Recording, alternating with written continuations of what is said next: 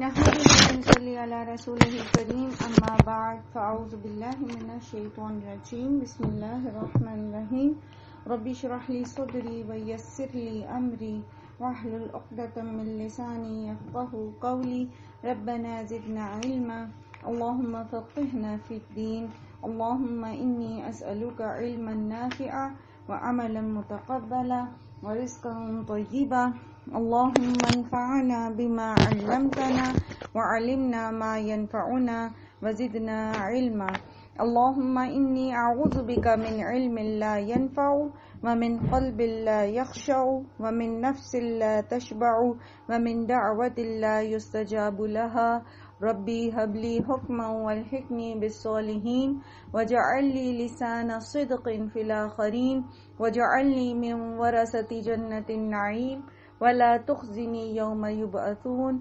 اللهم أرنا الحق حقا وارزقنا اتباعه وأرنا الباطل باطلا وارزقنا اجتنابه ربي يسر ولا تعسر وتمم بالخير اللهم حاسبنا حسابا يسيرا اللهم فاطر السماوات والأرض أنت ولي في الدنيا والآخرة توفني مسلما والحقني بالصالحين آمین یا رب العالمین اللہم صلی وسلم علی نبینا محمد سبحان اللہ وبحمدہ سبحان اللہ العظیم۔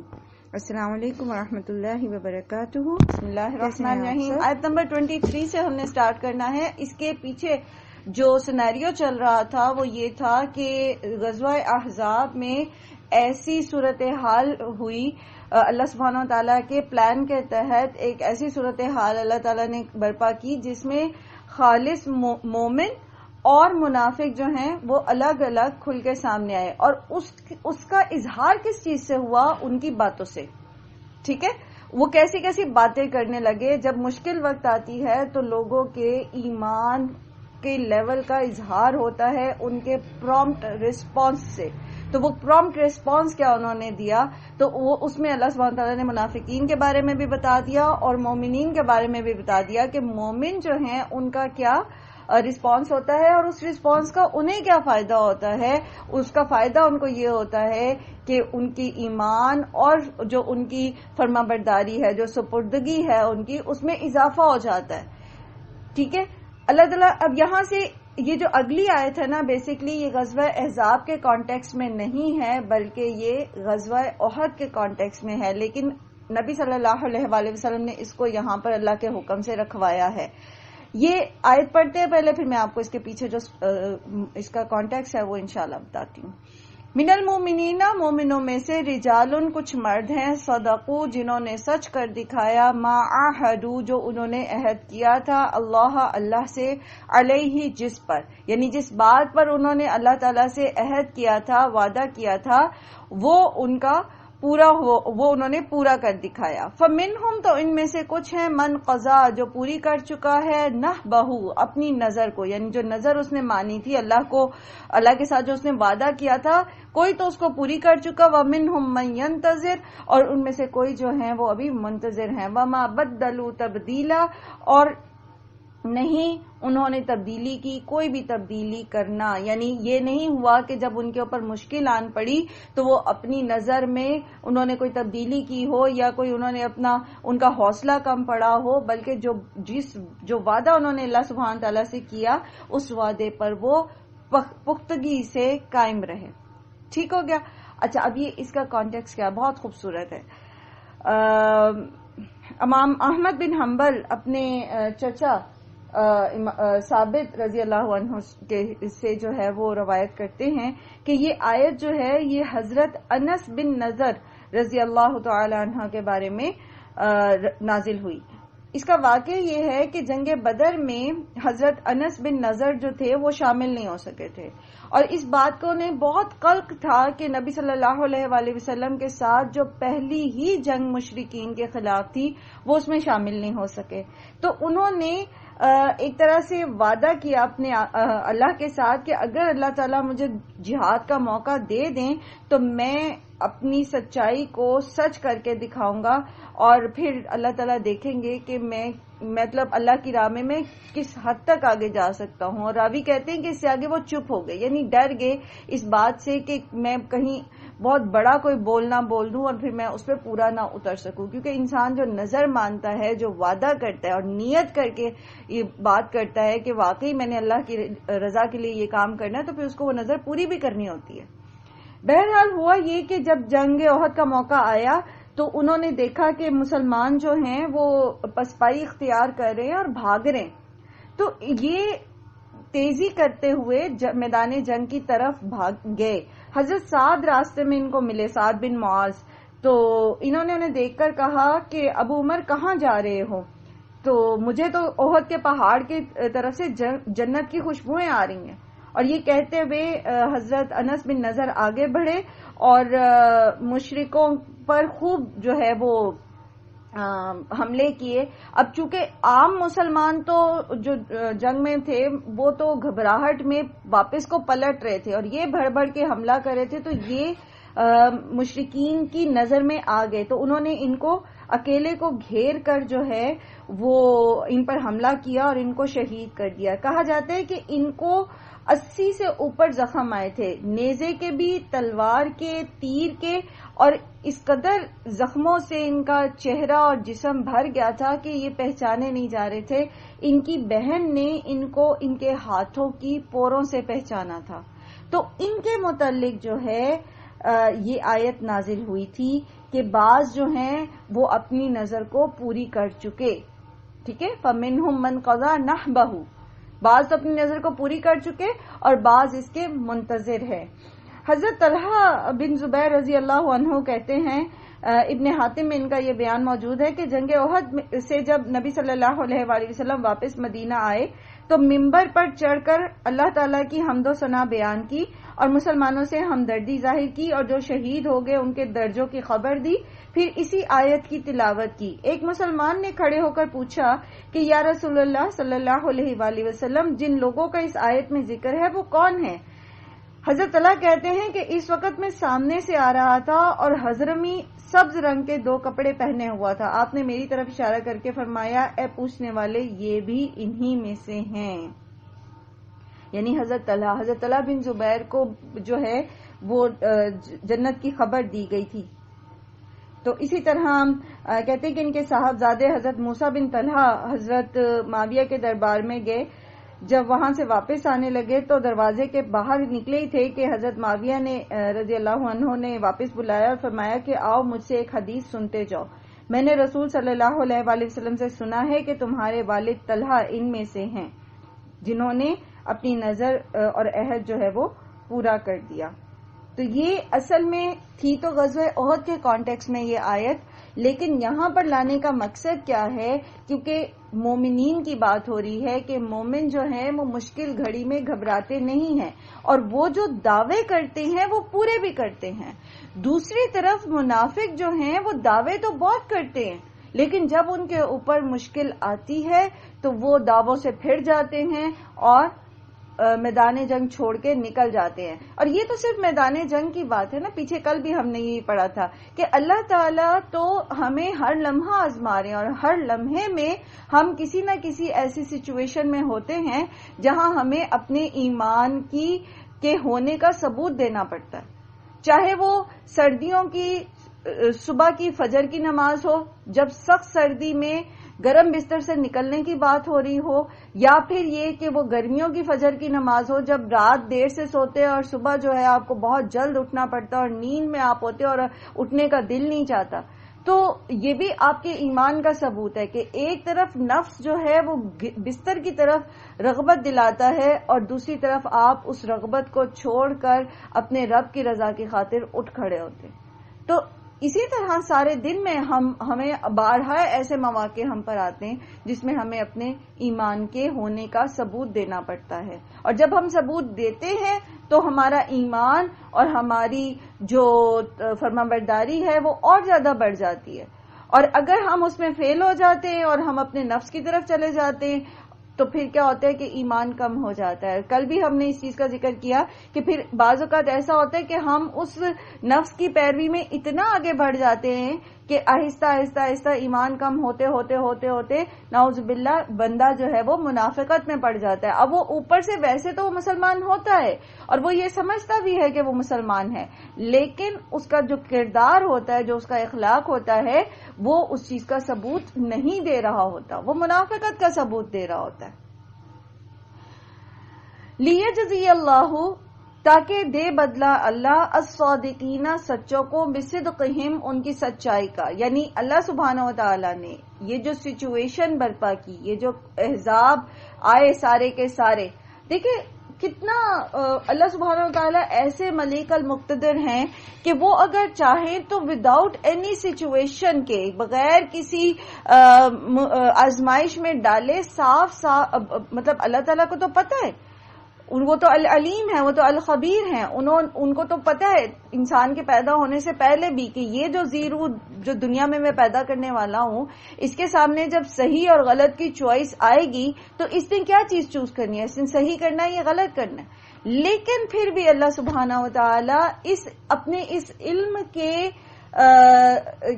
کی بنیاد پر انسان کو سزا اور جزا نہیں دیتے, بلکہ اللہ تعالیٰ اس پر حجت تمام کرتے ہیں اور اس کو ایک امتحان کا پرچہ دیتے ہیں, اس کو ایک سچویشن میں ڈالتے ہیں, اور پھر وہ بندہ جو ہے وہ خود اپنے اوپر حجت قائم کرتا ہے, واقعی وہ حق کا راستہ چننے والا ہے یا وہ خرابی کا راستہ چننے والا ہے. تو یہ جو احزاب آئے, یہ جو زلزلہ تھا, یہ محض اس واسطے تھا کہ اللہ تعالیٰ خبیث اور طیب کو الگ کر دے, لوگوں کے اوپر ان کی اپنی حجت تمام ہو جائے کہ انہوں نے کیا عمل کیا. جو سچے تھے, جنہوں نے اپنی نظر پوری کی, جنہوں نے جب یہ سچویشن دیکھی کہ ہر طرف سے موت امڈی چلی آ رہی ہے, تو تب بھی انہوں نے کہا کہ اللہ اور اس کے رسول نے ہمارے ساتھ سچ کہا تھا اور یہی تو سچا وعدہ تھا. تو اس لیے اللہ تعالیٰ آزمائشیں لاتے ہیں, اسی لیے اللہ تعالیٰ امتحانات میں ہمیں ڈالتے ہیں تاکہ ہمارے اوپر عقدہ کھل جائے کہ واقعی ہم سچے تھے اپنے دعوے میں, واقعی ہم اس کیلیبر کے ہیں جو ہم اپنے آپ کو سمجھتے ہیں. اور وَيُعَذِّبَ الْمُنَافِقِينَ, تاکہ وہ عذاب دے منافقوں کو, انشاء, اگر وہ چاہے, او یتوب علیہم, یا یہ کہ وہ مہربان ہو جائے ان پر. یہاں پر عذاب نہیں لایا گیا, آخرت کی بات نہیں ہو رہی, یہاں پر سچویشن کی بات ہو رہی ہے. تو یہ سچویشن اللہ تعالیٰ نے اس لیے قائم کی تاکہ کیٹیگریز بن جائیں, منافقوں پر منافقت ان کی کھل جائے اور ان کو پتہ لگ جائے کہ ان کے ایمان کا کیا لیول ہے, اور جو سچے مومن ہیں ان کو پتہ لگ جائے کہ واقعی وہ اپنے دعوے میں سچے تھے یا نہیں تھے. اور تیسری کیٹیگری اس میں وہ ہے کہ اگر اللہ تعالیٰ چاہے اور یہ منافق جو ہے اپنے احوال کی اصلاح کر لیں تو وہ ان کی توبہ کو قبول کر لے گا. ان اللہ کان غفور الرحیم, بے شک اللہ تعالیٰ بہت بخشنے والا اور نہایت رحم کرنے والا ہے. یاد رکھیے اللہ سبحانہ و تعالیٰ اس چیز کے لیے تیار نہیں بیٹھے ہوئے کہ وہ جہنم کو جن و انس سے بھر دے, بلکہ وہ تو یہ چاہتے ہیں کہ زیادہ سے زیادہ لوگ جو ہیں وہ جہنم سے بچ جائیں. اسی لیے آپ دیکھیں کہ ہر جگہ یہ چیز آتی ہے کہ اللہ کی رحمت سے مایوس نہ ہو, وہ سارے گناہ بخش دے گا, تم اپنی اصلاح کر لو, تم واپس پلٹ آؤ. اور اللہ تعالیٰ تو ہمیں اتنے مواقع فراہم کرتے ہیں ہماری ڈے ٹو ڈے لائف میں, ہماری ڈیلی لائف میں, کہ انسان اپنے گناہوں سے اپنے آپ کو پاک کرتا چلا جائے. آپ وضو کرتے, آپ کے گناہ دھلتے ہیں, آپ استغفار کرتے پڑھتے ہیں, اب کسی اپنے خاص کسی غلطی کو, کوتاہی کو یاد کر کے وہ آپ سے اللہ تعالیٰ اس کو معاف کر دیتے ہیں. پھر آپ صبح شام 100 دفعہ سبحان اللہ و بحمدہ پڑھتے ہیں, اللہ تعالیٰ آپ کے صغیرہ گناہ خواہ وہ آسمان تک پہنچ گئے, اللہ تعالیٰ اس کو معاف کر دیتے ہیں. روز کا روز جو ہے وہ گناہوں کا گند ہم سے اللہ تعالیٰ معاف کرتے جاتے ہیں, ہمیں دھوتے چلے جاتے. ٹھیک ہے, تو اللہ تعالیٰ تو بہت بخشنے والے اور رحم کرنے والے ہیں, لیکن ابتدا بندے کو کرنی پڑتی ہے. اصلاح کا کام بندے نے خود انیشیٹ کرنا ہے, انیشیٹو بندے کو لینا پڑے گا, آغاز بندے کو کرنا پڑے گا. اس کو ہاتھ اللہ کی طرف خود بڑھانا پڑے گا، پھر اللہ تعالیٰ اس کا ہاتھ تھام لیں گے. اور کب تک تھامے رکھیں گے؟ جب تک وہ اللہ کو اپنا ہاتھ دیے رکھنا چاہتا ہے. جہاں وہ بے نیازی شو کرے گا وہاں اللہ تعالیٰ کو بھی کوئی ضرورت نہیں ہے اس کی، اللہ تعالیٰ بھی اس کو چھوڑ دیں گے. ہاں ہلا کے ضرور بتائیں گے، ایسی سچویشنز میں ڈالیں گے ضرور کہ وہ پلٹ آئے، واپس آ جائے. وَرَدَّ اللَّهُ الَّذِينَ كَفَرُوا، اور پھیر دیا اللہ نے ان کو جنہوں نے کفر کیا، بِغَيْظِهِمْ، ساتھ ان کے غصے کے، لَمْ يَنَالُوا خَيْرًا، نہیں پائی انہوں نے کوئی بھلائی، وَكَفَى اللَّهُ الْمُؤْمِنِينَ الْقِتَالَ، اور کافی ہو گیا اللہ مومنوں کو جنگ میں، وَكَانَ اللَّهُ قَوِيًّا عَزِيزًا، اور ہے اللہ تعالیٰ بہت قوت والا اور بہت زبردست. تو غزوہ احزاب میں جس طرح کی تیاری کر کے آئے تھے کفار سارے کے سارے مل کے، اور یہ سمجھتے تھے کہ چٹکیوں میں مسل دیں گے 700، یا جیسے کل ایک روایت کے مطابق 3000 مسلمان تھے، ان کو ایسے مسل کے رکھ دیں گے، ہم تو اتنا جمع غفیر لے کر آئے. اور بنو قریظہ نے بھی بیچ میں جو ہے وہ غداری کر دی. تمام جو بظاہر اسباب تھے مسلمانوں کے خلاف جا رہے تھے، لیکن اس قدر شدید مالی نقصان ہوا غزوہ احزاب میں مشرکین کو، کفار کو، کہ ایک طویل عرصے تک یہ سنبھل نہیں سکے، اور آئندہ کے لیے ان کی کبھی جرت بھی نہیں ہوئی کہ یہ مسلمانوں پر دوبارہ حملہ کر سکے. اسی لیے نبی صلی اللہ علیہ وآلہ وسلم نے بطور پیشین گوئی یہ کہہ دیا تھا کہ اس سال کے بعد قریش تم سے جنگ نہیں کریں گے بلکہ تم ان سے جنگ کرو گے. اور پھر یہی ہوا. اس کے بعد جو ہے وہ مکہ فتح ہو گیا. ٹھیک ہے، تو بیچ میں وہ بھی ہوئی تھی، صلح حدیبیہ بھی ہوئی تھی. اور صلح حدیبیہ نہیں، پھر آپ ہسٹوریکلی انشاءاللہ جب یہ مواقع آئیں گے تو اس کو پھر ہم تفصیل سے تاریخی اس کے اعتبار سے دیکھیں گے بھی. لیکن بہرحال دوبارہ کفار کو اس طرح مسلمانوں کے اوپر حملہ کرنے کا حوصلہ نہیں پڑا. اور اس جنگ میں جو ہے وہ 6 مسلمان شہید ہوئے اور 8 سے زیادہ مشرکین مارے گئے. یعنی جو جنگ کی اکا دکا جو جھڑپیں ہوئی تھیں اس میں 8 سے زیادہ مشرک قتل ہوئے. اور اس کے علاوہ جو ان کا نقصان ہوا تھا جو آندھی کے ساتھ اور جو فرشتوں کے ذریعے ہوا اس کا کاؤنٹ نہیں ہمیں ملتا. لیکن یہ جو تھوڑی سی جھڑپ ہوئی تھی اس کے مطابق 6 مسلمان شہید ہوئے تھے اور 8 سے زیادہ جو کفار تھے وہ مارے گئے تھے. تو اتنی بڑی، جتنی بڑی یہ تباہ کن جنگ ہو سکتی تھی، اللہ تعالیٰ فرماتے ہیں کہ وہ اتنی قوت والے اور اپنے پلان کے اوپر اتنے غالب ہیں کہ کچھ بھی نہیں ہوا. وَكَفَى اللَّهُ الْمُؤْمِنِينَ الْقِتَالَ، جنگ میں اللہ تعالیٰ مومنوں کی طرف سے کافی ہو گیا. یہ جو نشانیاں اللہ تعالیٰ ہمیں دکھاتے ہیں نا، یہ ہمارے ایمان کو مضبوط کرنے کے لیے. دیکھیں بہت سارے انسیڈنٹس ہوئے ہوں گے نا. نبی صلی اللہ علیہ وآلہ وسلم نے 23 سالہ زندگی جو ہے وہ گزاری ہے نبوت کی. ٹھیک ہے، 13 سال مکی زندگی کے اور 10 سال مدنی زندگی کے. اس میں بے شمار واقعات ہوئے ہوں گے نا، بہت ساری چیزیں ہوں گی. سیرت کی کتابوں میں آپ کو ملیں گے، بہت سارے واقعات ملیں گے، صحابہ کرام کی زندگی کے بھی ملیں گے. لیکن قرآن کے اندر جو اللہ سبحانہ تعالیٰ نے محفوظ کر دی چیزیں تا قیامت کے لیے، جب تک کہ قرآن پڑھایا جائے گا، جب تک کہ اللہ سبحانہ تعالیٰ کو منظور ہوگا، یہ باتیں اللہ تعالیٰ نے محفوظ کر دی، یہ واقعات اللہ تعالیٰ نے محفوظ کر دیے. کیوں کر دیے؟ کیونکہ یہ آپ کی ٹریننگ کرتے ہیں، یہ آپ کو سکھاتے ہیں، یہ آپ کو سمجھاتے ہیں. ہر دور کے مسلمان اور ہر دور کے غیر مسلم کے لیے یہ اتنے ہی ویلڈ اور اتنے ہی فائدہ مند ہیں جتنے 1450 سال پہلے کے مسلمانوں اور نان مسلمز کے لیے تھے. تو یہاں آپ کیا چیز سیکھتے ہیں، یہاں آپ کو کیا چیز سمجھ آتی ہے؟ جی اس ٹاپک کو چونکہ میں بہت دفعہ بہت تفصیل سے ڈسکس کر چکی ہوں، تو میں چاہوں گی کہ آپ میں سے کوئی اس کے اوپر روشنی ڈالے کہ یہاں سے آپ نے اپنے لیے کیا سیکھا. جلدی سے ذرا.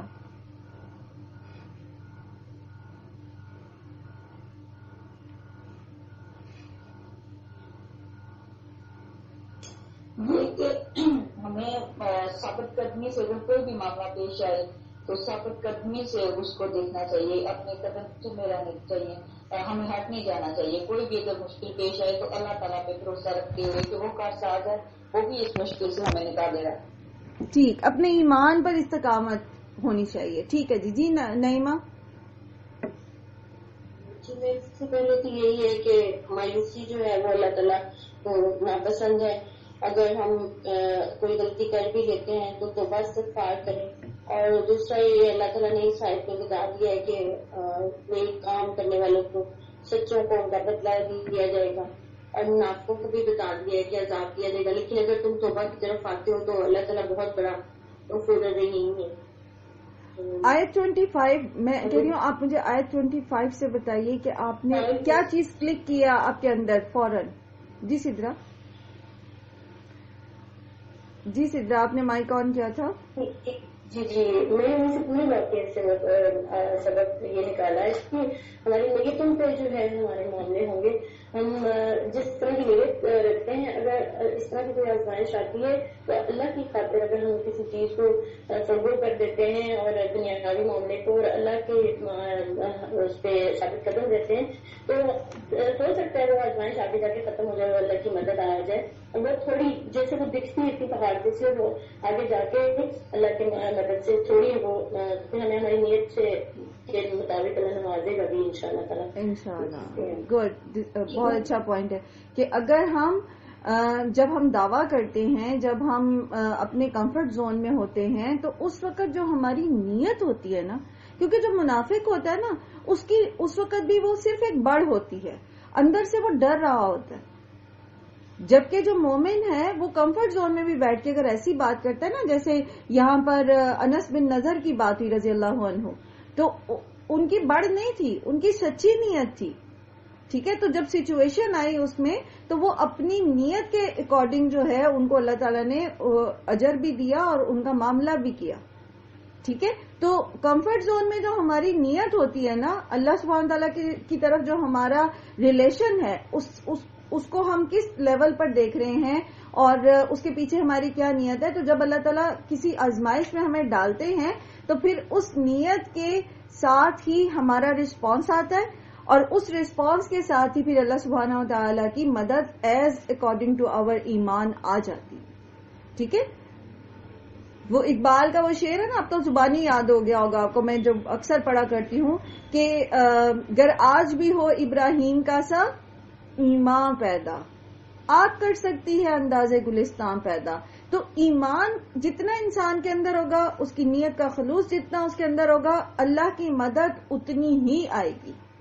اور یہاں آپ دیکھتے ہیں کہ مومنین جب ایک ایسی سچویشن میں ڈالے گئے تھے جبکہ جان حلق تک آ گئی تھی، آنکھیں جو ہیں وہ خوف سے پتھرا گئی تھیں، تب بھی انہوں نے اللہ کے متعلق غلط گمان نہیں کیا، بدگمانی نہیں کی. تو پھر اللہ تعالیٰ نے کیسے لشکر بھیجے، آزمائے وہ گئے نا، ہلا مارے تو گئے نا. وہاں تک تو ان کی آزمائش تھی، لیکن جب وہ آزمائش میں پورے اتر گئے تو اللہ تعالیٰ نے ان کو مرنے کے لیے آگے نہیں جانے دیا. جیسے اللہ تعالیٰ نے بنی اسرائیل کو سمندر پار کروا دیا تھا، ڈوبنے نہیں دیا تھا. جس طرح اللہ تعالیٰ نے بدر کے میدان میں 313 مجاہدین کو مرنے نہیں دیا. تو آزمائش تو آتی ہے، لیکن اس پہ جو ہمارا پرومپٹ رسپانس ہوتا ہے، اس کے پیچھے جو ہماری نیت ہوتی ہے اور ہمارے ایمان کی جو کیفیت ہوتی ہے، تو پھر اللہ تعالیٰ اس کے مطابق ہماری مدد بھی کرتے ہیں. اور اللہ کے جو جنود ہیں، اللہ تعالیٰ کے جو لشکر ہیں، وہ اللہ سے کے علاوہ کوئی نہیں جانتا. وما یعلم جنود ربک الا ہو، اللہ کے لشکروں کو اللہ کے سوا کوئی نہیں جانتا. آپ کسی سچویشن میں، آپ بیمار ہیں، خدا نہ خواستہ، اللہ نہ کرے، اللہ تعالیٰ سب کو اپنی زبان میں رکھیں. کوئی شخص ہے جو بیمار ہے اور بہت بیمار ہے اور بظاہر کوئی اسباب نظر نہیں آتے، لیکن اس کا ایمان مضبوط ہے، اس کے ارد گرد کے جو لوگ ہیں وہ شرک میں نہیں مبتلا ہوتے، وہ اللہ کو چھوڑ کے غیر اللہ کے آگے نہیں جھکتے اور وہ اپنے تئیں اسباب اختیار کرتے ہیں. تو آپ دیکھتے ہیں کہ لوگ کیسے صحت یاب ہو جاتے ہیں. اگر ان کی تقدیر میں اس وقت موت ان کی نہیں لکھی ہوئی ہوتی، اگر لکھی ہے موت تو وہ بے شک دنیا سے چلے جائیں گے، لیکن ان کا جو ایمان تھا، ان کا جو اللہ پر بھروسہ تھا، وہ یقیناً ان کے درجات بلند کرنے میں جو ہے وہ شامل کیا جائے گا. اور ایک بات اور، وَكَانَ اللَّهُ قَوِيًّا عَزِيزًا، اللہ سبحانہ و تعالی اس چیز پر کے لیے قوت بھی رکھتے ہیں اور وہ اس چیز پر غالب ہیں، وہ اس چیز پر کمپلیٹلی کنٹرول رکھتے ہیں. ایسا نہیں ہے کہ اگر اللہ تعالیٰ یہ چاہتے کہ مسلمانوں کی مدد کرے کفار کے خلاف اور وہ کر نہ پاتے، ایسا نہیں ہے کہ اللہ تعالیٰ ایک پلان کرے اور وہ اس کو کر نہ پائیں. وہ القوی ہیں، اور نہ صرف یہ کہ وہ القوی ہیں، وہ اس چیز کی قوت رکھتے ہیں، بلکہ اپنی اس قوت کے اوپر وہ غالب بھی ہیں، وہ کنٹرول کر رہے ہیں. تو آپ کسی بھی سچویشن میں ہیں، اگر آپ اللہ کے فرما بردار ہیں تو یاد رکھیے اللہ سبحانہ و تعالی، دا گریٹ آلمائٹی اللہ سبحانہ و تعالی، وہ آپ کی سائڈ پر ہے. اور جس کے ساتھ اللہ ہو تو اس کو کس سے ڈر، اس کو کس چیز کا ڈر؟ اس کو موت کا ڈر نہیں ہے. وہ یہی سمجھتا ہے کہ اگر اس وقت مجھے موت آ بھی گئی تو میرا رب میرے لیے جنت کے پیرہن بھیجے گا. یہ تو میرے رب سے ملاقات کا وقت ہے، اور اگر موت کا وقت اس کا نہیں لکھا ہوا تو اللہ تعالیٰ کہیں سے بھی اس کی مدد کر دیں گے. تو یاد رکھیے ہمارا کام یہ ہے کہ ہم اپنی استطاعت کے مطابق اپنی بہترین کوشش کر کے اپنی فرما برداری اللہ تعالیٰ کو شو کرتے رہیں، اپنا ایمان اللہ تعالیٰ کو شو کریں، اس کے لیے اللہ سے دعائیں کریں، اس کے لیے اسباب اختیار کریں، باقی معاملات اللہ پہ چھوڑ دیں، دنیاوی معاملات اللہ پر چھوڑ دیں، اس کے لیے فکر مند نہ ہو، کیونکہ اللہ ہم سے زیادہ بہتر ان معاملات کو ہمارے لیے ہینڈل کر لے گا. ہم تو نہیں کر سکتے، ہم تو بے بس لوگ ہیں. ٹھیک ہے، چلے آگے چلتے.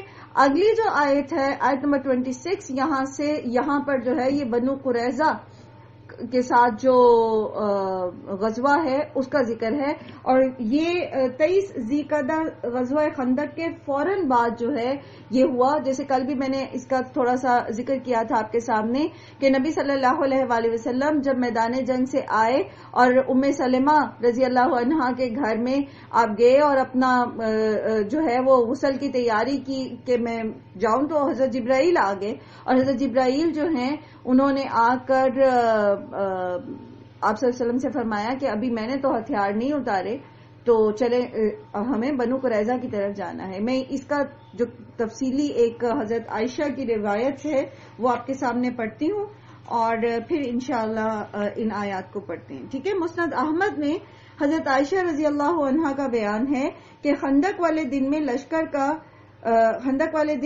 لشکر کا کچھ حال معلوم کرنے نکلی تو مجھے اپنے پیچھے سے کسی کے بہت تیز آنے کی آہٹ اور اس کے ہتھیاروں کی جھنکار سنائی دی. میں راستے سے ہٹ کر ایک جگہ بیٹھ گئی تو دیکھا تو وہ سعد بن معاذ تھے جو لشکر کی طرف جا رہے تھے، اور ان کے ساتھ ان کے بھائی حارث بن اوس تھے جن کے ساتھ ان کی ڈھال تھی.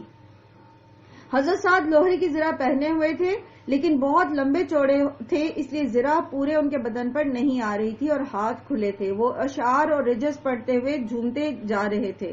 میں یہاں سے آگے بڑھی اور ایک باغیچے میں چلی گئی. وہاں کچھ مسلمان موجود تھے جن میں حضرت عمر بن خطاب بھی تھے اور ایک اور صاحب جو خود اوڑے ہوئے تھے، وہ جو لوہے کا ٹوپ ہوتا ہے نا پورا جو پہنتے تھے پہلے لوگ. حضرت عمر نے مجھے دیکھا، پس پھر کیا تھا، بڑے ہی بگڑے اور مجھے فرمانے لگے یہ دلیری، آپ نہیں جانتی کہ لڑائی ہو رہی ہے، اللہ جانے کیا نتیجہ ہو، آپ کیسے یہاں چلی آئیں، وغیرہ وغیرہ. جو صاحب مغفر سے اپنا منہ چھپائے ہوئے تھے انہوں نے عمر فاروق سے یہ باتیں سن کر اپنا سر سے لوہے کا ٹوپ اتارا اور دیکھا. اب میں پہچان گئی کہ وہ حضرت طلحہ بن عبید اللہ تھے. انہوں نے حضرت عمر کو خاموش کیا کہ کیا ملامت شروع کر رکھی ہے، نتیجے کا کیا ڈر ہے، کیوں تمہیں اتنی گھبراہٹ ہے، کوئی بھاگ کر جائے گا کہاں، سب کچھ اللہ کے ہاتھ میں ہے. حضرت سعد بن معاذ کو ایک قریشی نے تاک کر تیر مارا اور کہا کہ لے میں ابن ارقہ ہوں. تیر جو تھا وہ حضرت سعد کی رگے اکحل پر پڑا. یہ جو وہ ہوتی ہے نا رگے جاں ہوتی ہے جس سے جو مین ایورٹا ہوتی ہے، ٹھیک ہے، ایورٹا جو مین بلڈ سپلائی لے کر آتی ہے آکسیجنیٹڈ بلڈ کی، اس کو کہتے ہیں. ٹھیک ہے، اس میں تیر پڑا اور پیوست ہو گیا، خون کے فوارے چھوٹ گئے. اسی وقت آپ نے دعا کی کہ اللہ مجھے موت نہ دینا جب تک کہ میں بنو قریظہ کی تباہی اپنی آنکھوں سے نہ دیکھ لوں. اللہ کی شان کہ اسی وقت خون تھم گیا، مشرکین کو ہواؤں نے بھگا دیا اور اللہ نے مومنوں کی کفایت کی. ابو سفیان اور اس کے ساتھی بھاگ کر تہامہ میں چلے گئے. عیینہ بن بدر اور اس کے ساتھی نجد میں چلے گئے. بنو قریظہ اپنے قلعوں میں جا کر پناہ گزین ہو گئے. میدان خالی دیکھ کر رسول صلی اللہ علیہ وآلہ وسلم مدینہ میں تشریف لے آئے. حضرت سعد کے لیے مسجد میں ہی چمڑے کا ایک خیمہ نصب کیا گیا اسی وقت حضرت جبرائیل آئے، آپ کا چہرہ گرد آلود تھا، فرمانے لگے آپ صلی اللہ علیہ وآلہ وسلم نے ہتھیار کھول دیے، حالانکہ فرشتے تو ابھی تک ہتھیار بند ہیں، اٹھیے بنو قریظہ سے بھی فیصلہ کر لیجئے، ان پر چڑھائی کیجئے۔ آپ صلی اللہ علیہ وآلہ وسلم نے فوراً ہتھیار لگا لیے اور صحابہ رضی اللہ عنہم میں کوچ کی منادی کرا دی۔ بنو تمیم کے مکانات مسجد نبوی سے متصل تھے۔ راہ میں آپ صلی اللہ علیہ وآلہ وسلم نے ان سے پوچھا کہ کیا تم میں سے کسی نے کسی کو جاتے دیکھا ہے؟ تو انہوں نے کہا کہ ہاں، ابھی حضرت دہیہ کلبی یہاں سے گئے ہیں، حالانکہ وہ حضرت جبرائیل تھے، لیکن آپ کی داڑھی اور چہرہ وغیرہ بالکل دہیہ کلبی رضی اللہ عنہ سے ملتا جلتا تھا۔ اور جب ہم نے بخاری کے پہلے لیسن میں پڑھا تھا کہ وہی کس طریقے سے آتی ہے نبی صلی اللہ علیہ وسلم پر آئی، تو اس میں ہم نے ایک یہ روایت بھی پڑھی تھی کہ فرشتہ جو تھے، حضرت جبرائیل جو تھے، وہ حضرت دہیہ کلبی کی شکل میں بھی محمد صلی اللہ علیہ وسلم کے پاس آئے، اور وہ غالباً اسی روایت کی بیس پر وہ بات کہی گئی ہے۔ اب آپ نے جا کر بنو قریظہ کے قلعے کا محاصرہ کر لیا۔ 25 روز تک یہ محاصرہ جاری رہا۔ جب وہ لوگ گھبرا گئے اور تنگ آ گئے تو انہوں نے کہا کہ قلعہ آپ ہمیں سونپ دیجئے اور آپ اپنے آپ کو بھی ہمارے حوالے کر دیجئے، یعنی خود ہی جو ہے وہ ایسی ڈیلنگ کرنے لگے۔ نبی صلی اللہ علیہ وسلم نے کہا، نبی صلی اللہ علیہ وسلم تمہارے بارے میں جو فیصلہ چاہیں گے وہ کر دیں گے، یعنی ان کو جب وہ گھبرا گئے تو ان سے جب جو ڈیلنگ کی گئی تو ان سے یہ کہا گیا کہ اپنے آپ کو اور قلعے کو مسلمانوں کے حوالے کر دو، محمد صلی اللہ علیہ وآلہ وسلم جو فیصلہ کریں گے تمہارے بارے میں اس کو مان لو۔ اس پر انہوں نے حضرت ابو لبابہ بن عبد المنذر سے مشورہ کیا۔ حضرت ابو لبابہ مسلمان ہو چکے تھے اور یہ ان کے ساتھ پہلے ان کے دوستانہ تعلق تھے بنو قریظہ کے۔ اب ہوا یہ کہ ابو لبابہ جب ان کے پاس گئے اور انہوں نے بات کی، ان کے جو نمائندے آئے تھے انہوں نے ابو لبابہ سے بات کی، تو ابو لبابہ نے اشارے سے گردن پر ایسے کر کے ہاتھ پھیرا، گویا کہ انہیں بتایا گیا کہ قتل کر دیے جاؤ گے، تمہارا یہ انجام ہوگا۔ تو ساتھ ہی پھر ابو لبابہ کو اس چیز کا بھی احساس ہو گیا رضی اللہ عنہ کہ انہوں نے مسلمانوں کے ساتھ بے ایمانی کی ہے۔ یہ یہاں سے سیدھے گئے مسجد نبوی اور وہاں جا کر اپنے آپ کو ستون سے باندھ لیا، یہاں تک کہ ان کی توبہ قبول ہوئی، پھر انہوں نے اپنے آپ کو ستون سے کھولا تھا۔ اچھا، اس کے بعد یہ کہ جب انہوں نے یہ اشارہ کیا کہ ایسا کریں گے، محمد صلی اللہ علیہ وسلم جو ہے ان کا کچھ ایسا ارادہ ہے، تو انہوں نے پھر یہ بات نہیں مانی کہ محمد صلی اللہ علیہ وسلم ان کا فیصلہ کرے۔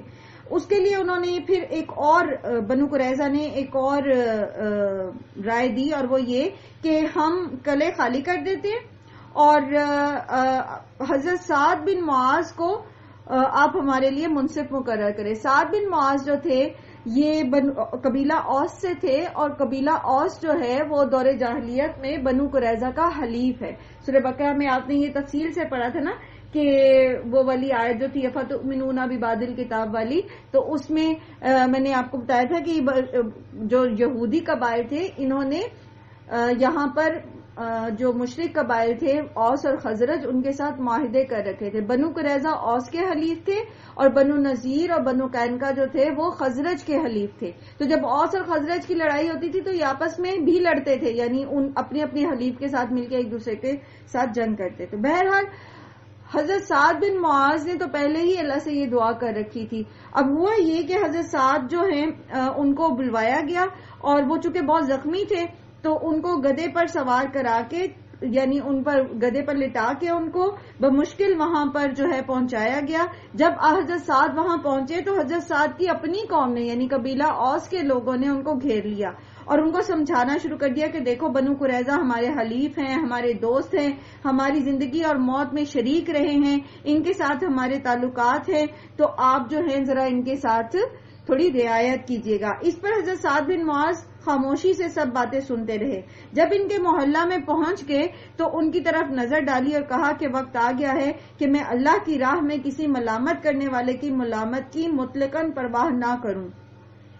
جب نبی صلی اللہ علیہ وآلہ وسلم کے خیمے کے پاس ان کی سواری پہنچی تو حضور صلی اللہ علیہ وسلم نے فرمایا کہ اپنے سردار کی طرف اٹھو اور انہیں اتارو. حضرت عمر نے فرمایا کہ ہمارا سردار اور ہمارا سید تو اللہ ہی ہے. آپ صلی اللہ علیہ وسلم نے فرمایا کہ انہیں نیچے اتارو. لوگوں نے مل جل کر انہیں سواری سے اتارا. آپ صلی اللہ علیہ وآلہ وسلم نے فرمایا کہ سعد ان کے بارے میں جو حکم کرنا چاہو کرو. آپ نے فرمایا ان کے بڑے قتل کر دیے جائیں، ان کے چھوٹے غلام بنائے جائیں اور ان کا مال تقسیم کر لیا جائے. آپ نے فرمایا سعد تم نے اس حکم میں اللہ اور اس کے رسول صلی اللہ علیہ وسلم کی پوری موافقت کی ہے. پھر حضرت سعد رضی اللہ عنہ نے یہ دعا مانگی کہ اللہ اگر تیرے نبی صلی اللہ علیہ وآلہ وسلم پر قریش کی کوئی اور چڑھائی ابھی باقی ہو تو مجھے اس شمولیت کے لیے زندہ رکھ، ورنہ مجھے اپنے پاس بلا لے. اسی وقت خون بہنے لگا، حالانکہ وہ پوری طرح زخم جو ہے وہ بھر چکا تھا، یوں ہی سا باقی تھا. چنانچہ جو تھوڑا سا زخم باقی تھا اس میں سے خون بہنے لگا. آپ کو خیمے میں واپس پہنچا دیا گیا اور وہیں آپ رضی اللہ عنہ جو ہیں وہ شہید ہو گئے. تو یہ حضرت عائشہ کی روایت تھی اور اس سے پورا سینیریو آپ کے سامنے آ جاتا ہے کہ بنو قریظہ نے جب غداری کی، حالانکہ ان کے ساتھ وعدہ یہ تھا کہ وہ مسلمانوں کی مدد کریں گے اور مشرکین سے جنگ کریں گے، لیکن انہوں نے وہ عہد توڑ دیا. یہ عہد توڑنے میں جو پیچھے جو سچویشن تھی وہ میں نے آپ کو کل بتائی تھی کہ ہوئی بن احتب جو بنو نذیر کا سردار تھا، وہ جب بنو نذیر کو نکال دیا گیا تھا مدینے سے اور انہوں نے خیبر میں جا کے پناہ لی تھی، تو وہاں سے پھر اس نے سازش شروع کی اور اس نے بنو قریظہ کو بھی اپنے ساتھ ملا لیا. اور پھر نبی صلی اللہ علیہ وآلہ وسلم کو جب حضرت جبرائیل نے کہا کہ آپ بنو قریظہ پر چڑھائی کریں تو فوراً ہی آپ صلی اللہ علیہ وسلم نے حکم دے دیا اور یہ فرمایا کہ تم میں سے ہر ایک جو ہے وہ عصر کی نماز بنو قریظہ میں ہی پڑھے. ظہر کے بعد یہ حکم ملا تھا اور بنو قریظہ کا قلعہ جو تھا وہ یہاں سے یعنی مدینہ سے کئی میل کے فاصلے پر تھا. تو نماز کا وقت صحابہ کو راستے ہی میں آ گیا تو بعض نے نماز ادا کر لی اور فرمایا کہ حضور صلی اللہ علیہ وسلم کے فرمان کا مطلب یہی تھا کہ ہم تیز چال چلیں، اور بعض نے کہا کہ نہیں، آپ صلی اللہ علیہ وسلم نے کہا تھا کہ قریظہ پہنچ کر نماز ادا کرنی ہے تو ہم وہاں پہنچ کر کریں گے. تو آپ صلی اللہ علیہ وآلہ وسلم نے دونوں میں سے بھی کسی کو ملامت نہیں کیا. اسے ایک بات اور ہمیں سمجھ آتی ہے کہ اگر انسان کے پاس ایک حدیث پہنچتی ہے، کسی عالم کے پاس، کسی سمجھدار انسان کے پاس، اور وہ اس سے کوئی مسئلہ جو ہے اس کا استخراج کرتا ہے، اس کو سمجھتا ہے، تو اس میں اگر وہ نیک نیتی کے ساتھ ہے تو وہ جو بھی فیصلہ لے گا، اس سے جو بھی وہ مسئلہ اخذ کرے گا تو اس پر اس کے لیے کوئی ملامت نہیں ہے. اسی لیے آپ دیکھتے ہیں کہ ایک ہی حدیث کو سامنے رکھ کر ہمارے سامنے بہت ساری ورائٹی آ جاتی ہے معاملات کی. اب کوئی اپنے امام کی رائے کو لیتا ہے اور کوئی اپنے امام کی رائے کو لیتا ہے. اس کا یہ مطلب نہیں ہے کہ ایک کی رائے لینے والا اور دوسرے کی رائے والا غلط ہے، بلکہ یہ ڈائیورسٹی ہے، یہ تنوع ہے، یہ وسعت ہے اسلام کے احکامات میں کہ آپ کے لیے اللہ سبحانہ وتعالی نے نرمی کر دی کہ آپ یہ سچویشن لے لو یا یہ سچویشن لے لو، لیکن نتیجہ نکالنے والا یا مسئلے کا استخراج کرنے والا جو ہے وہ عالم ہونا چاہیے. وہ ہر کوئی جو ہے وہ کام نہیں کر سکتا. بہرحال یہ بنو قریظہ کا معاملہ تھا. ان کی اس نازک موقع پر جو انہوں نے عہد شکنی کی، اور یہ بھی کہا جاتا ہے کہ ان کو جو سزا دی گئی، یعنی ان کے جو لڑائی کے قابل مرد تھے ان کو قتل کیا گیا. قریباً 700 کے قریب جو ہے ان کے مرد قتل کیے گئے تھے اور ان کی عورتوں اور بچوں کو قیدی بنایا گیا تھا. تو عام طور پر جو نان مسلم ہیں وہ اس واقعے کو بہت ہی بھیانک طور پر پیش کرتے ہیں بنا کے کہ اسلام جو ہے وہ بہت ہی ظالمانہ قسم کا دین ہے جس نے جو ہے وہ یہودیوں کے ساتھ یہ معاملہ کیا تھا. لیکن آپ یہ دیکھتے ہیں کہ اگر ہم یہود کی ہسٹری اٹھا کے دیکھیں تو ان کے ساتھ اکثر و بیشتر یہ معاملہ کیا گیا ہے، اور بنیادی طور پر وجہ کیا ہے؟ ان کی غداری. انہوں نے ایک ایسے نازک وقت پہ غداری کی تھی جب، اور ان کا ارادہ کیا تھا کہ یہ مسلمانوں کو صفحہ ہستی سے مٹا دیں. تو ایسے دشمن کا توڑ جو ہے وہ ایسا ہی ہوتا ہے، اور خود ان کی تورات میں ایسے موقع پر عہد شکنی کرنے والوں کی یہی سزا ہے. تو یہ عین انصاف پر مبنی فیصلہ تھا. اگر ہمیں ہسٹری کے بارے میں نہیں پتا ہوگا تو جب کوئی نان مسلم یا کوئی اور بندہ اس طرح کی بات کرے گا تو ایک سیکنڈ کے لیے ہمارے ذہن میں بھی آ سکتا ہے کہ 700 مرد قتل کیا گیا اور جنگ بھی نہیں ہوئی تھی، تو وجہ کیا تھی؟ اور شاید یہ پتہ نہیں کیا ظالمانہ حرکت ہے، تو یہ ظلم قطعی نہیں تھا، کیونکہ انہی 700 مردوں نے عہد بھی توڑا تھا اور انہی 700 مردوں نے مسلمانوں کو صفحہ ہستی سے مٹانے کا ارادہ بھی کر لیا تھا، اور یہ تیار تھے۔ یہ تو اللہ سبحانہ و تعالیٰ نے کی پلاننگ ایسی تھی کہ یہ اس پر عمل نہیں کر سکے اپنے منصوبے کے اوپر، ورنہ یہ تو بالکل مسلمانوں کو مدینہ سے ختم کرنے کے لیے جو ہے وہ راضی تھے۔ ٹھیک ہے، سمجھ آ گئی؟ اب میں یہ آیات پڑھتی ہوں تو آپ کو یہ ساری چیز جو ہے بات جو ہے سمجھ آ جائے گی۔ وَأَنزَلَ اور اتارا الَّذِينَ ان کو جنہوں نے ظَاهَرُوهُم مدد کی تھی ان کی، ظاہروا انہوں نے مدد کی تھی بنو قریظہ نے، ہم کن کی؟ مشرکین کی، من اہل الکتابی اہل کتاب سے، من سیاسیہم ان کے قلعوں سے، وقذف اور اس نے ڈال دیا فی قلوبہم ان کے دلوں میں رعبا روب، فریقاً ایک گروہ کو تقتلون تم قتل کر رہے تھے، وتأسرون اور تم قید کر رہے تھے، فریقاً ایک گروہ کو، ان میں سے ایک گروہ کو تم قتل کر رہے تھے اور ایک کو تم قید کر رہے تھے۔ قتل کس کو کیا گیا تھا؟ جو جنگ کرنے والے مرد تھے، اور قیدی کن کو بنایا گیا تھا؟ جو عورتیں اور بچے تھے۔ وَأَوْرَثَكُمْ اور اس نے وارث بنا دیا تمہیں اَرْضَهُمْ ان کی زمین کا، وَدِيَارَهُمْ اور ان کے گھروں کا، وَأَمْوَالَهُمْ اور ان کے مالوں کا، وَأَرْضًا اور زمین کا، لَمْ تَطَئُوهَا نہیں تم نے پامال کیا جسے، یعنی جس پہ جنگ نہیں ہوئی، وَكَانَ اللَّهُ اور ہے اللہ عَلَى كُلِّ شَيْءٍ قَدِيرًا ہر چیز کے اوپر خوب قدرت رکھنے والا۔ اگر آپ تھوڑا سا غزوہ احزاب کو پکچرائز کریں اپنے ذہن کے اندر تو آپ دیکھیں گے کہ کس قدر کڑا وقت تھا مسلمانوں پر، لیکن اللہ تعالیٰ نے ان پر آنچ بھی نہیں آنے دی، اور دو بڑے دشمن ایسے کہ ایک تو کھل کے سامنے آئے تھے اور ایک نے غداری کی تھی، اور اللہ تعالیٰ نے دونوں کا جو ہے وہ قلع کما کر دیا، بالکل ان کی کمر توڑ کے رکھ دی کہ خیبر میں بھی جو یہودی تھے وہ ایک طویل عرصے تک جو ہے وہ تو سوچ بھی نہیں سکے کہ وہ مسلمانوں کے خلاف کوئی سازش کر سکیں گے۔ تو وجہ کیا تھی اس سارے پلان کی، اس سارے سینیریو کی؟ کیا وجہ تھی؟ وجہ یہ تھی کہ اللہ تعالیٰ نے مومنوں کے ساتھ اپنا وعدہ سچ کر دکھایا کہ اللہ مومنوں کے ساتھ ہے، اور اخیر کامیابی مومنوں ہی کی ہوگی، خواہ ان کے پاس اسباب ہوں یا نہ ہوں، لیکن یہ ان کے ایمان کا امتحان ہے۔ اگر وہ کامیاب ہو جاتے ہیں تو بالآخر کامیابی انہی کی ہوگی۔ یہاں سے آگے موضوع جو ہے وہ تھوڑا سا غزوہ احزاب اور اس کا ختم ہوتا ہے، اور موضوع جو ہے وہ تبدیل ہو رہا ہے۔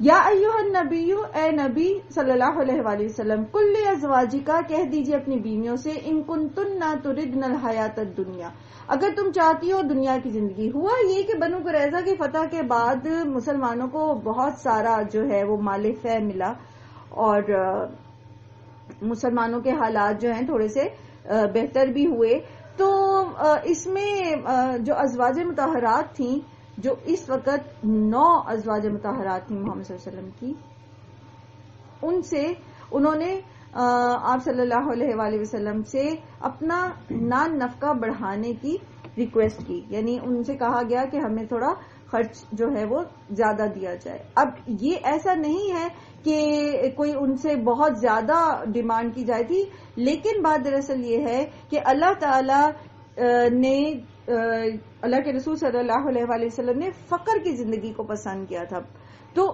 ان کے پاس گزارے لائق بھی اتنا نہیں ہوتا تھا۔ آپ صلی اللہ علیہ وسلم کی زندگی میں ازواج مطہرات کے پاس بہت کم جو ہے وہ ہوتا تھا، گھر کا جو بھی کھانے پینے کا خاص طور پر جو سامان ہوتا تھا، باقی تو چیزیں تھیں نہیں نا، ایک بستر، ایک سمجھ لیجئے کوئی گھڑا، ایک پیالہ، اس طرح سے تو ان کے سامان تھے۔ آج ہم اپنے گھروں کو دیکھیں اور ہم ان کے ساتھ کمپیریزن کریں تو پھر شرم آتی ہے انسان کو کہ یہاں پر انہوں نے کیا ڈیمانڈ کی محمد صلی اللہ علیہ وسلم سے, کیا خرچ بڑھانے کی ڈیمانڈ کی, اور اس پر اللہ سبحانہ و تعالیٰ نے اتنی کڑی بات ان سے کہی کہ اگر تم دنیا کی زینت چاہتی ہو تو فتعالینا, تو آؤ, امتعکننا, میں کچھ سامان دے کر تمہیں, واسرحکننا, اور میں رخصت کر دوں تمہیں, سراحا جمیلا, اچھے طریقے سے. تمہیں دنیا چاہیے تو آؤ, پھر تمہیں میں کچھ مال اسباب دے دیتا ہوں, تو تمہیں اچھے طریقے سے الگ کر دیتا ہوں. وَإِن كُنتُنَّ تُرِدْنَ اللَّهَ, اور اگر تم چاہتی ہو اللہ کو, وَرَسُولَهُ, اور اس کے رسول کو, وَالدَّارَ الْآخِرَةَ, اور آخرت کے دن کو, فَإِنَّ اللَّهَ أَعَدَّ لِلْمُحْسِنَاتِ مِنكُنَّ أَجْرًا عَظِيمًا, تو اللہ تعالیٰ نے تم میں سے جو محسنات ہیں ان کے لیے, نیکی کرنے والیوں کے لیے بہترین اور بڑا اجر جو ہے وہ تیار کر رکھا ہے. تو چوائس دی گئی انہیں, کس ڈیمانڈ پر, کہ یہ چاہتے ہیں دنیا کی چیزیں, دنیا کی زندگی, دنیا کی زینت. اور وہ کیا چیزیں تھیں؟ انہوں نے کوئی بہت پرتعیش لباس کی نہیں بات کی تھی, کسی بڑے گھر کی نہیں. کتنا سائز تھا حضرت عائشہ کے حجرے کا رضی اللہ عنہا, کسی کو پتہ ہے کیا سائز تھا جس میں حضرت عائشہ رہا کرتی تھیں؟ ایک حدیث جو ہے اس کے مطابق مجھے تھوڑا سا آئیڈیا ہو رہا ہے کہ جیسے نبی پاک صلی اللہ علیہ وسلم نماز پڑھتے تھے. میں نقلی نماز کے ٹاپک میں نے یہ پڑھا, تو حضرت عائشہ رضی اللہ تعالیٰ عنہ کہتی ہیں کہ میں لیٹی ہوتی تھی, جس وقت وہ سجدے میں آتے تھے تو میری ٹانگوں کو دبا دیتے تھے, مطلب ٹچ کر کے کہ میں آ رہا ہوں سجدے میں, تو وہ اپنی ٹانگیں سکیڑ دیتی تھیں. اللہ سے سجدہ کرتے تھے. بالکل, کتنا چھوٹا سائز ہوگا کہ حضرت عائشہ اگر لیٹتی ہیں تو نماز پڑھنے کے لیے, سجدہ کرنے کے لیے جگہ نہیں بچتی آپ صلی اللہ علیہ وسلم کے لیے, کیونکہ وہ ہو سکتا ہے نا کہ وہ ڈائریکشن یہی ہو. پھر ایک اور روایت ہمیں ملتی ہے کہ نبی صلی اللہ علیہ وآلہ وسلم نماز پڑھ رہے تھے اور دستک ہوئی, حضرت عائشہ قضاء حاجت سے واپس آئی, تو آپ صلی اللہ علیہ وسلم نے نماز پڑھتے ہوئے کواڑ کھول دی تاکہ وہ واپس آئے, کیونکہ عموماً رات کے وقت جاتی تھی نا خواتین, تو وہ کواڑ جو آپ صلی اللہ علیہ وسلم نے اندر سے بند کیا تھا تو اس کو کھول دیا, ہاتھ بڑھا کے کھول دیا. تو یہ تھا سائز. اب آپ دیکھیں, اب اپنے گھروں کو دیکھیں اور اپنے مال اسباب کو ہم لوگ دیکھیں, اور اس پر بھی ہماری جو چاہ ہے کہ اور بھی ہو, اور بھی ہو, یہ بھی ہو اور وہ بھی ہو, ایک ڈنر سیٹ ہے تو دوسرا بھی ہو, فلان چیز بھی ہو اور فلان چیز بھی ہو. تو یہاں انہوں نے, آلدو ان کے مرتبے بہت بلند تھے, لیکن جو بات میں آپ سے کرنا چاہ رہی ہوں وہ صرف یہ کہنا چاہ رہی ہوں کہ جتنا زیادہ ہم دنیاوی چیزوں اور ان کی محبت سے دور کرتے ہیں نا اپنے آپ کو, اتنا ہی زیادہ ہم اپنے آپ کو آخرت کے لیے تیار کر سکتے ہیں. صرف یہ مثال دے کر میں آپ کو یہ بتانا چاہ رہی ہوں کہ ہمارا اور ان کا مقابلہ تو نہیں ہے, ظاہر ہے, اور ان کے جو مراتب ہیں وہ ہمارے تو نہیں ہو سکتے, لیکن جو کی پوائنٹ ہے اس کے اندر, جو سمجھنے کی بات ہے, وہ یہ ہے کہ ہمیں دنیا کی طرف اپنی رغبت جتنی ہم کم کریں گے نا, دنیا کا اسباب جتنا کم سمیٹیں گے, اتنا ہی زیادہ ہم آخرت اورینٹڈ ہو سکیں گے. جتنا ہم دنیا کو سمیٹنے میں لگے رہتے ہیں نا, تو دنیا کی جتنی چیزیں ہم سمیٹتے ہیں اتنی محبت ان سے بڑھ جاتی ہے. جب وہ محبت ان سے ہماری بڑھ جاتی ہے تو پھر ان کو قربان کرنے اور ان کو چھوڑ کے اللہ کے پاس جانے کا بھی دل نہیں کرتا ہمارا.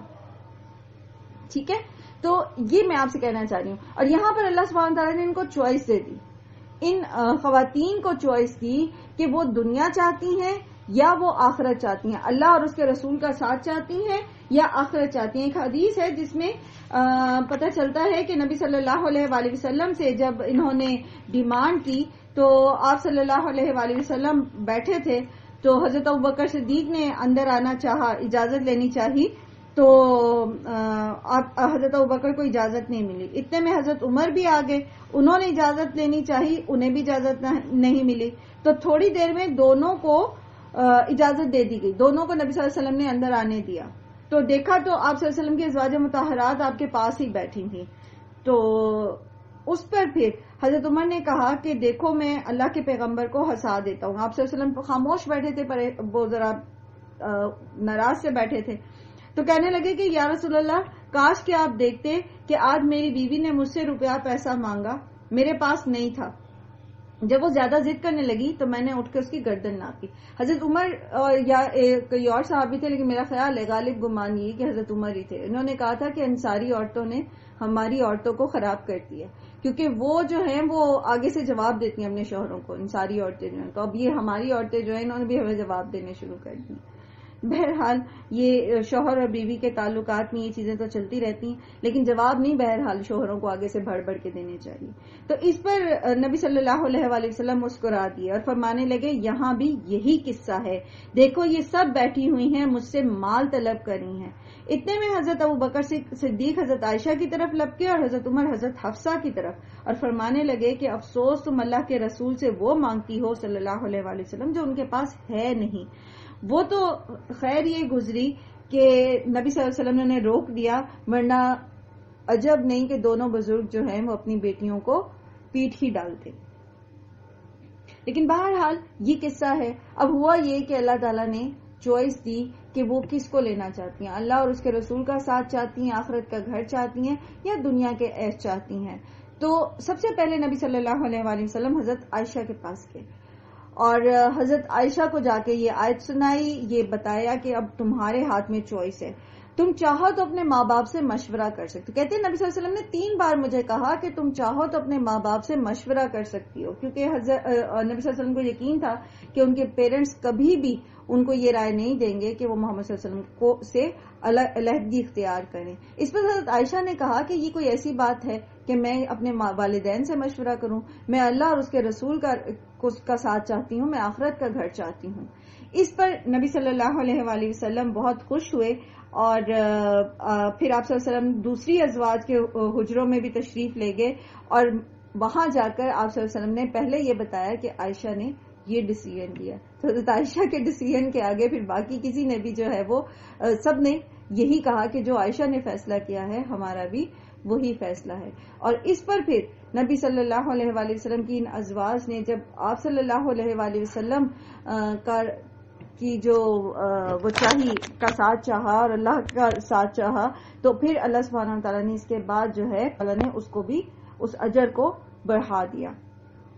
اس کے بعد اللہ سبحانہ وتعالیٰ ان سے مخاطب ہوتے ہیں، یا نساء النبی، اے نبی کی بیویوں، من یأتی منکن بفاحشۃ، اب جو سٹیٹس تمہیں مل گیا ہے تم میں سے اگر کوئی بے حیائی کی طرف آتی ہے کھلم کھلا، یضاعف لها العذاب الضعفین، تو اس کے لیے بڑھا دیا جائے گا عذاب دگنا، وکان ذلک علی اللہ یسیرا، اور یہ اللہ پر بہت آسان ہے.